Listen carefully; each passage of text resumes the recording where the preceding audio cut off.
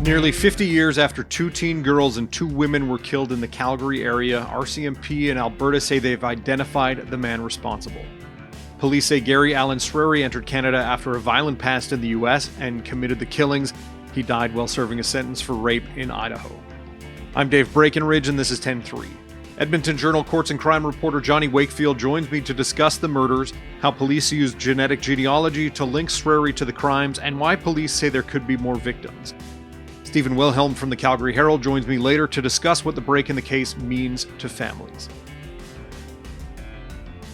Don't forget you can find us on Apple Podcasts, Spotify, Google, Amazon Music. I'd love it if you could leave us a rating, a review, and tell your friends about the show. So Jonny, late last week, RCMP in Alberta announced a break in a number of unsolved homicides from the 1970s. And before we get into what specifically that break was, what cases were they talking about?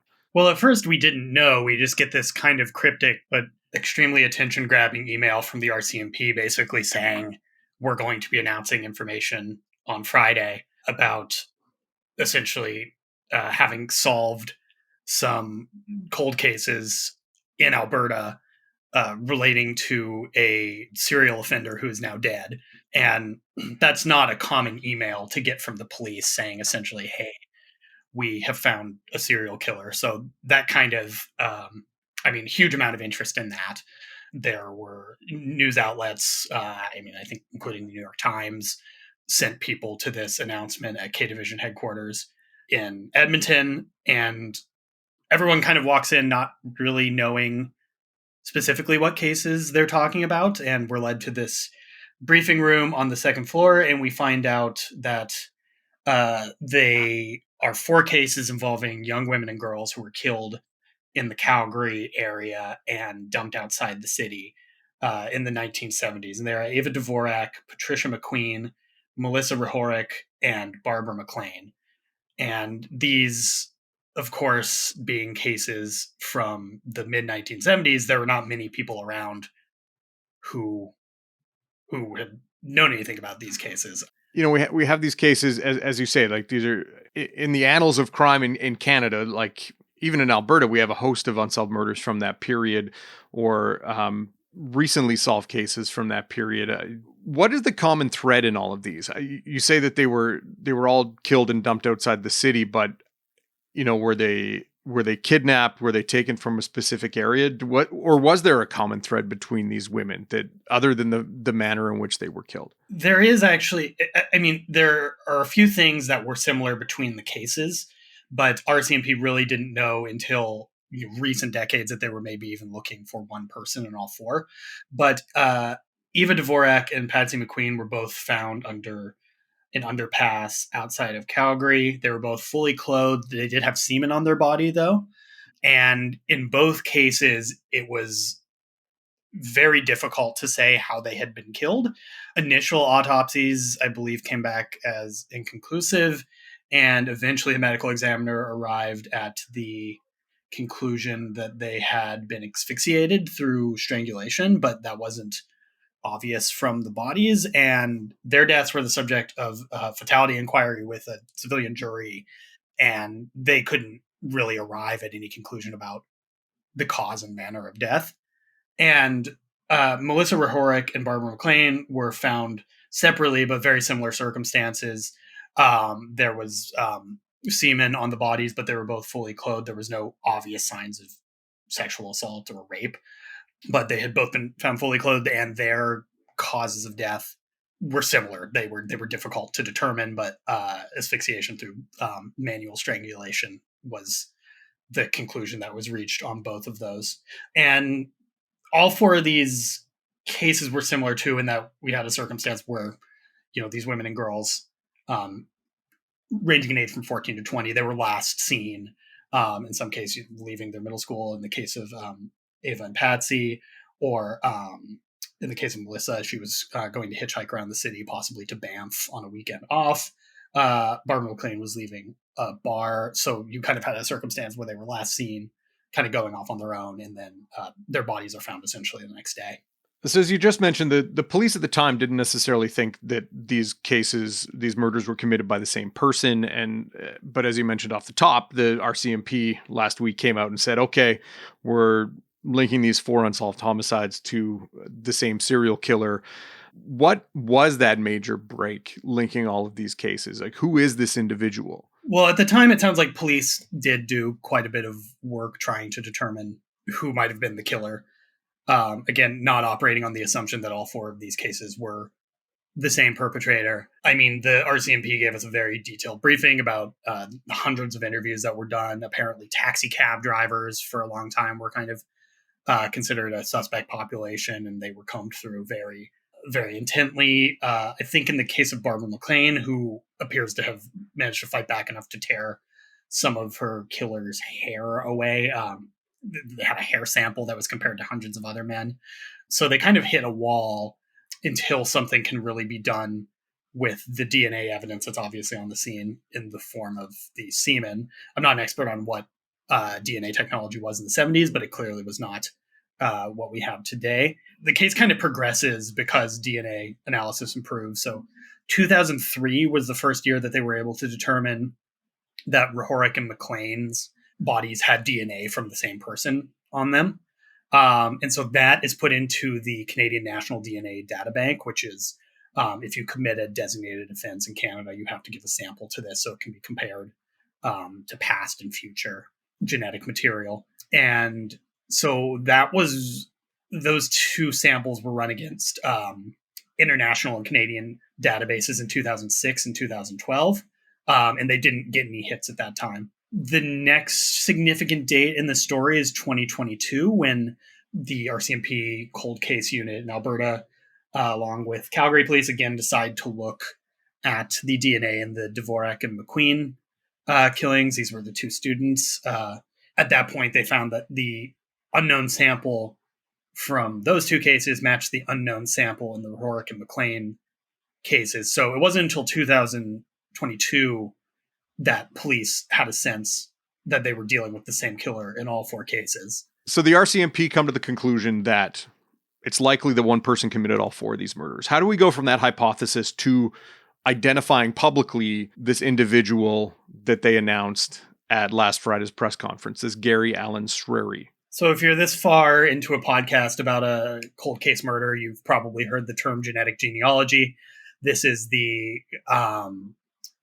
kind of technique that was used most famously to solve the Golden State Killer case. It's essentially you have unknown samples and you're able to compare them through commercially available services to DNA that has been uploaded, or genetic information that has been uploaded to websites like GEDmatch and Family Tree DNA.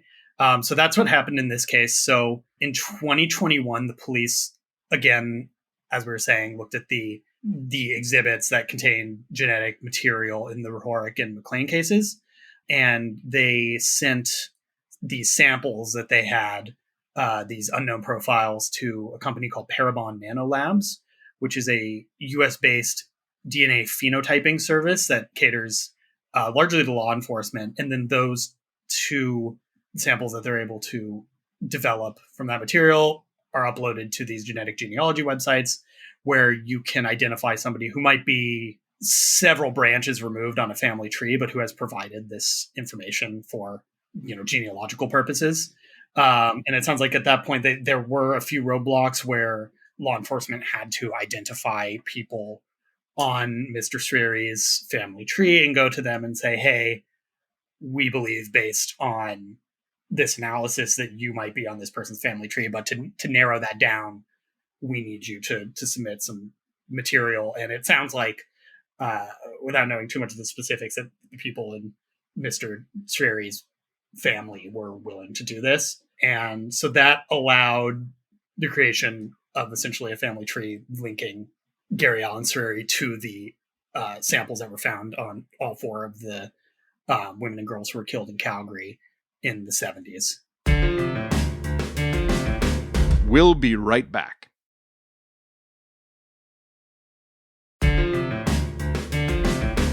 So we have this family tree. We have, this DNA profile. We've linked it through genetic genealogy. Now, how do RCMP go about proving that, yes, this is in fact the guy? Well, by the time this has happened, Gary Allen Srery has been dead for almost 11 years.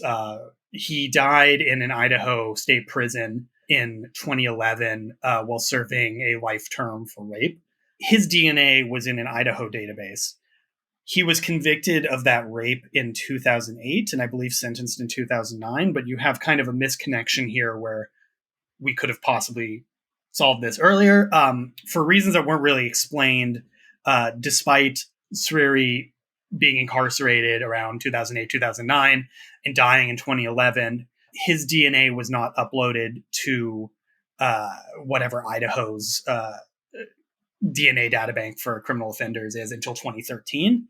And the previous time that RCMP had queried international databases through Interpol was 2012. So had Idaho, it sounds like, uploaded Mr. Srery's DNA earlier, it might have been possible to just directly match the unknown sample that the Canadians had to what the Americans had, instead of having to go this whole genealogy route. But essentially, they didn't find out conclusively that these two samples matched until late 2023, just because they didn't know where to look, essentially, to compare these unknown samples that they had. And so now we've identified the person believed to have killed these four young women. What do we know about him? You said he was convicted in Idaho of sexual assault or rape in 2008, but given that these crimes took place in the 70s, he obviously had a history with law enforcement, or he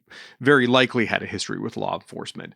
What do we know about him and his past? So I said in my story that hindsight being 2020, of course, that Srery falls into a lot of the familiar serial killer tropes that you'll see. He was a drifter. He didn't really stay in one place for a long time or hold steady employment.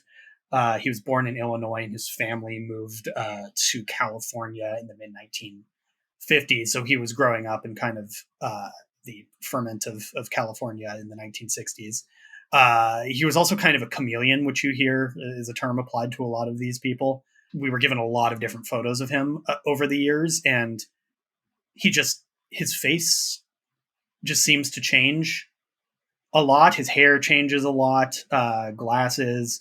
There's one photo where he has long hair and kind of a knit sweater, and he's grasping a pipe in his mouth and kind of giving the Kubrick stare to the camera, which is really kind of a remarkable photo in hindsight. And it sounds like we don't have a lot of information on this, but it sounds like he was something of a charmer as well, that he was charismatic, that he may have used that to lure his victims. But he was from quite an early age a rapist. He racked up a number of convictions in Los Angeles, including rape, for which he served time, and including in prison and mental institutions as well. Right. So he is in and out of jail in mental institutions in California for the late 60s and early 70s. And a significant date is 1974, when Los Angeles police again charged him with rape. And he was released on bail and failed to attend court. And it's around that time that he absconds to Canada. What do we know about his time in Canada? I like, police kind of gave us a picture of his movements in Calgary in 1976, 1977, but do they have a good idea of his whereabouts while he was in the country, or is that still a bit of a mystery and they're looking for either information about his movements here or even the potential for other victims here? Just off the hop, police have said they think there could be many other victims, either sexual assault or homicide at Mr. Srery's hands.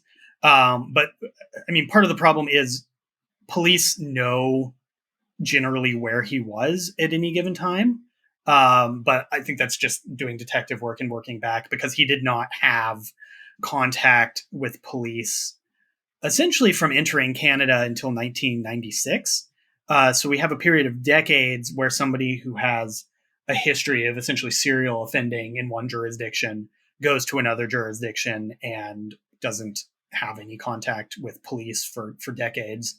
And I think police do not believe that is because he lived a law-abiding life and was able to control his offending for this period. They think he just managed to slip through the cracks, essentially. So they believe he was in committing the homicides in Calgary in 1976, 1977. And then he ends up in the Alberta town of Standard for a bit. And then he heads to British Columbia and he spends time in Vancouver, on the Sunshine Coast, and in the Fraser Valley. It's in 1996, as I said, that he finally kind of activates the law enforcement tripwire. He is accused of sexually assaulting and forcibly confining someone in New Westminster. And at that point, he had been living in Canada under an assumed name. One of the ones that we have is Rex Long.